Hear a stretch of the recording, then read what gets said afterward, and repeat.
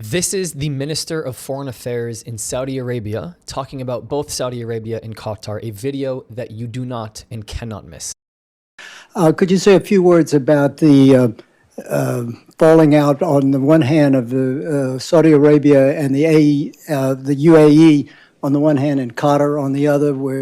Are you moving toward a resolution of that situation? It's not a falling out. It's just we don't want to have anything to do with them. The Qataris, since the mid-90s, have been sponsoring radicals. They have been inciting people. They have become a base for the leadership for the Muslim Brotherhood. And the Muslim Brotherhood, you have to keep in mind, is what begot us Takfir and Hijrah, which begot us al-Qaeda, which begot us al-Nusra. The Qataris allow their senior religious clerics to go on television and justify suicide bombings. That's not acceptable. The Qataris harbor and shelter terrorists. That's not acceptable. And Nashri, the head of al-Qaeda in the Arabian Peninsula in 2000, entered Saudi Arabia on a Qatari passport. We captured al-Qaeda types coming into Saudi Arabia with Qatari passports. The Qataris know this. The Americans know this. The world knows this. The Qataris are funding dissidents in the Emirates and Bahrain and Saudi Arabia and in Kuwait in order to cause problems for those governments and to create instability. Why would you do this?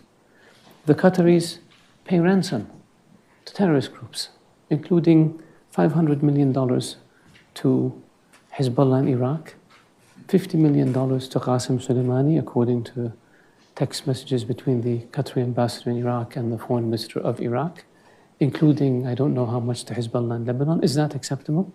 If we gave $1 to Hezbollah in Iraq, we'd be sued in a court down the street.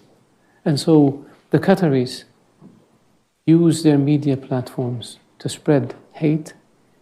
The Qataris send weapons to al-Qaeda affiliated militias in Libya. The Qatari Emir was conniving with Gaddafi on how to overthrow Saudi Arabia. The Qataris connected Gaddafi with a Saudi dissident in London who they fund, who connected the Libyans with a group in Mecca with the objective of assassinating the then Crown Prince, later King of Saudi Arabia. Is this acceptable? We have phone conversation that the Libyans gave us after they overthrew Gaddafi, where the then Emir of Qatar is telling Gaddafi how he's recruiting princes and tribal leaders and military officers and members of the royal family to cause mischief and destabilize Saudi Arabia, and predicted that within 10 years there would be no royal family in Saudi Arabia. Is this acceptable?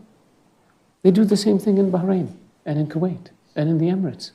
So in 2012, we cut off relations with them, the same countries.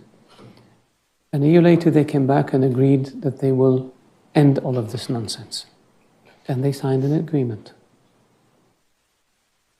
And nothing happened. So this time, we said, you know what? We're not going to deal with you. Unless you change. We will not allow you. There's a list of terror finances that the US puts out, the UN puts out. And a number of them are living openly in Qatar, raising money and giving it to bad people. Is this acceptable? Shouldn't be. Why do the Qataris get away with it? Because I think people see a young country, young leadership, they buy fancy buildings, they have a nice airline, and they think, wow, these guys are really modern. But we have to deal with the dark side that I just explained. And so that's why we said, unless you change, we're not going to deal with you. Now, what happened since we took this action? They signed an MOU with the US on terror financing that they had refused to sign before. They changed their laws to allow the introduction of evidence provided by a foreign government. They reduced their support for Hamas, which opened the door for reconciliation among the Palestinians. All of these are good things. Now we're waiting for them to continue to implement all the things that they promised to implement.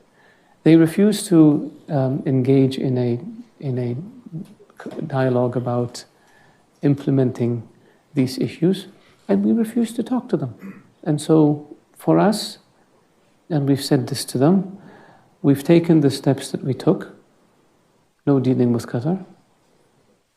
You can't overfly airspace. You can't import things from our market.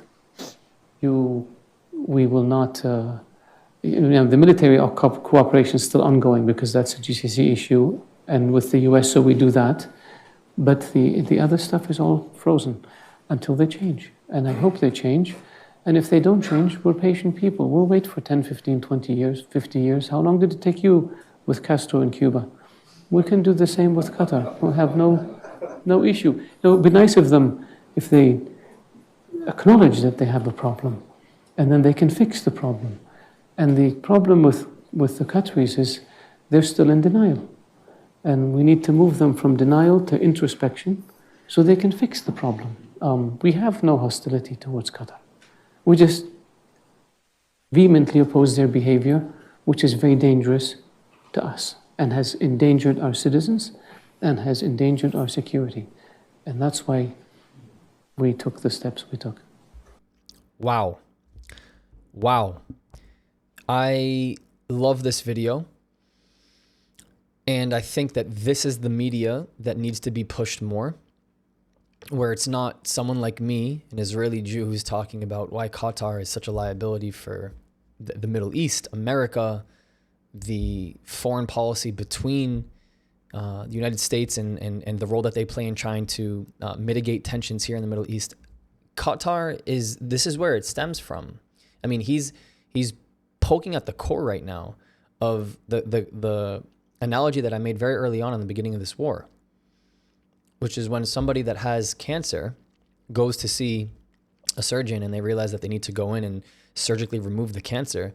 They do so tactically and strategically, not just to remove symptoms that the patient reports, but they have to remove the source, because if they don't remove the source, the symptoms will reoccur. And without removing the source, then you just basically don't ever remove the body of what is actually going to kill it.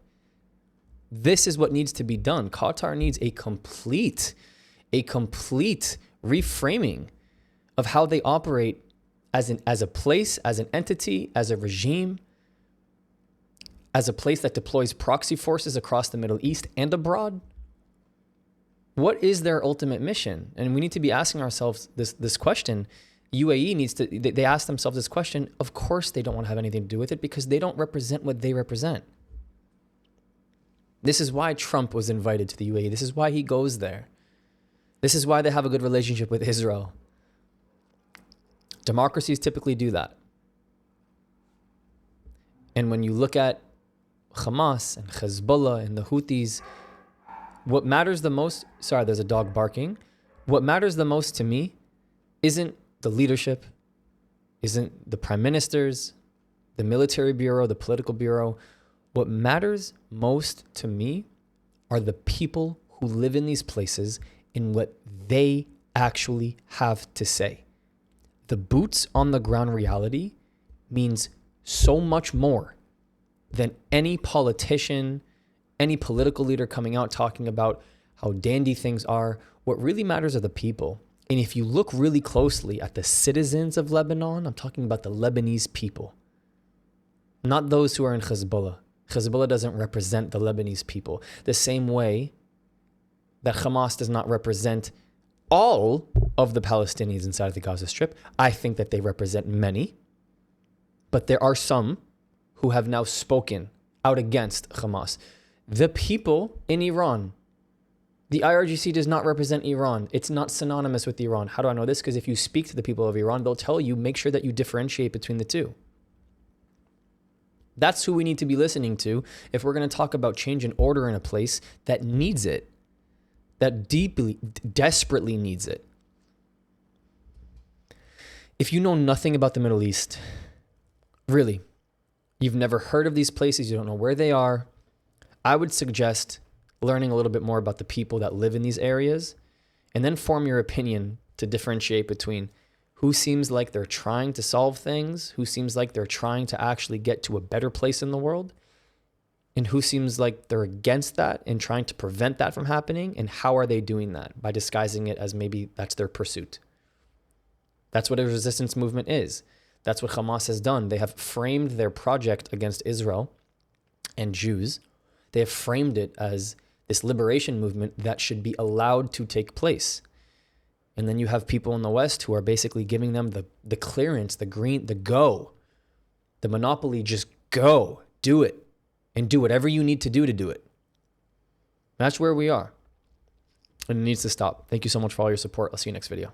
If you want to continue the conversation, you can support my work for free. Discord does not cost a thing. It is the best way to connect with me and others who are seeking the truth. The link is in the description. But if you want to take it one step further, my Patreon gives you access to the Israel you don't see, uncovering the untold stories of what mainstream media does not show you. The link is in the description and it helps me to continue this work. Or if you're just looking to help this thing go, PayPal and Buy Me a Coffee is a really easy way to support me. This channel, this work does not happen without all of you. Thank you. I love you. I'll see you next time.